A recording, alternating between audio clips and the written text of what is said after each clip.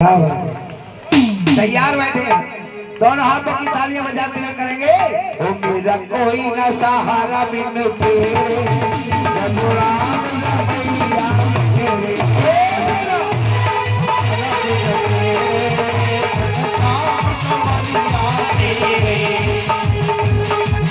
मेरा कोई न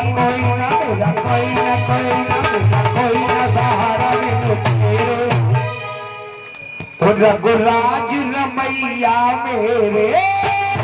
कोई न सहारा बिन तेरे, रघुराज रमैया मेरे।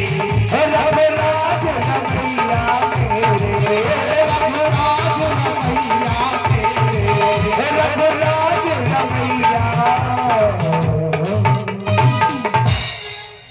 बोली गोविंद भगवान जय। आज भगवत प्रेमियों, इधर वो समय आया कि राम के द्वारा रावण का वध हुआ। इशारा विभीषण जी का, क्योंकि विभीषण न होते तो रावण मारा नहीं जाता। और अंत में जब रावण का शरीर विश्राम होने जा रहा था तो राम जी ने कहा, जाओ नीतिवान राजा रावण से कुछ नीति सीख कर। हम कहते हैं अनीति की थी। अरे जब अनीत करने वाला रावण होता तो राम स्वयं अपने भाई लक्ष्मण को नहीं भेजते नीति से करने के लिए।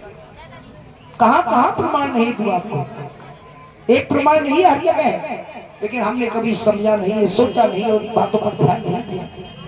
जो लोग कहते हैं रावण अनीतवान था, अनीति करता रहा, तो राम क्यों भेजते अपने भाई? और राम ने भेजा और कहा कि जाइए कुछ नीति सीखा के सीख कर आइए, राजनीति सीख कर। रावण विद्वान था। तो आज लक्ष्मण, सभी ने पता है, सर की तरफ जाकर के खड़े हुए तो वापस आ गया। लक्ष्मण ने कहा, भैया वो तो बड़ा अहंकारी, उसका अहंकार नष्ट नहीं हुआ कि रावण और अहंकारी ऐसा हो नहीं सकता। रावण ने तो कभी अहंकार किया ही नहीं था, ये मैं नहीं कह रहा, राम कह रहे हैं।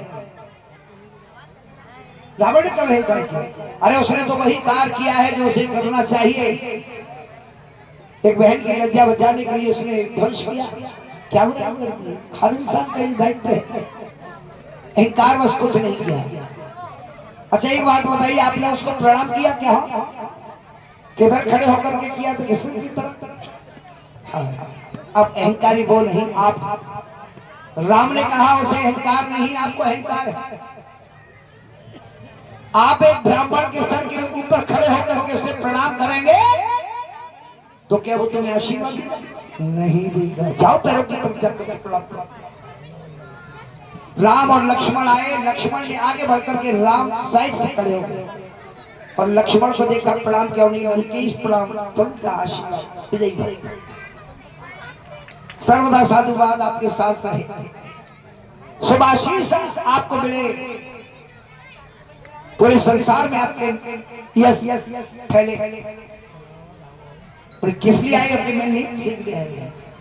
युद्ध नीति बताई तो बोले धनुष बाण लाइए, और जैसे धनुष बाण दिया हंसने लगा रावण और कहा, बोलो आप निहत्ते हैं, मेरे पास धनुष बाण है, चाहूं तो लक्ष्मण में तुम्हें भी मार सकता हूं। ये नीति है, यही युद्ध की नीति है कि दुश्मन पर किसी भी तरह विश्वास नहीं करना चाहिए। इससे हमें कुछ सीखना चाहिए कि कभी दुश्मन पर विश्वास नहीं करना चाहिए।